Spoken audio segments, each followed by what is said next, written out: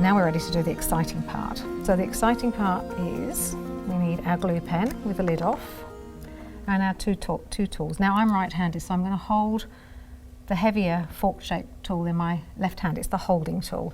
The other one is your turning tool. Okay. Right. Now we're going to put a little bit of glue on, and can you see I've gone half on the paper and half on the fabric? And I haven't gone too far ahead because it does absorb slightly, whether it's because I live in Queensland or not, I don't know, but it does seem to absorb into the paper. So don't go too far ahead. And as it dries, it goes clear. So if you're not, too quick, you might find it's gone. So I'm holding this up, right? If you hold it at an angle, perhaps like you would with cutlery, it just doesn't work. Okay. And I know when I did it the first few times, I was pressing so hard with this, I almost went through the fabric. So just take a deep breath and go slowly. Now I'm going to exaggerate slightly. With this one, I'm going to do a turning, like a rolling thing. And I'm going to just roll it over the edge of the fabric. And as I do that, I'm just going to press it into position. Can you see how easy that is? Yep. Okay, so I've done that, and that way it wants to pop up. So we're going to go ahead and put a little bit more glue on. And you can see I haven't gone too far ahead. So we're just slightly rolling that over the edge. So does this technique need a little bit of practice?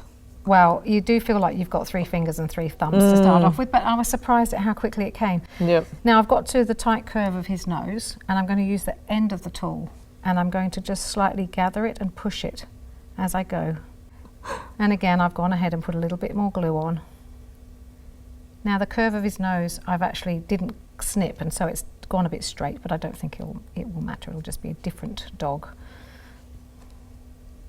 Going ahead, now we're on the easy streak, the home streak. Here we go, and you can see how fast that is.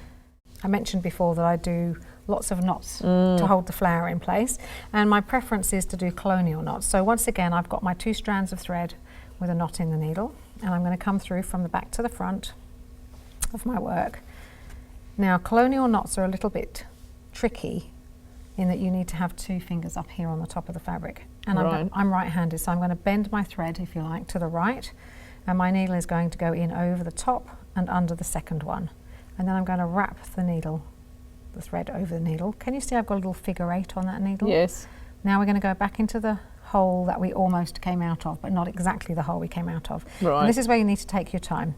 You now need to tighten that knot up onto the needle, slide it to the surface of your work, and then, keeping the tension on, I'm going to pull the knot, the thread I should say, through the work. And we've got quite a nice little knot. Now close glance, there's nothing really to tell between the difference, but what doesn't happen with colonial knots, that does with French knots very often, is you end up with them just off the surface of your work. Have you ever done that? And you end up with the knots quarter of an inch off. It doesn't seem to happen with these.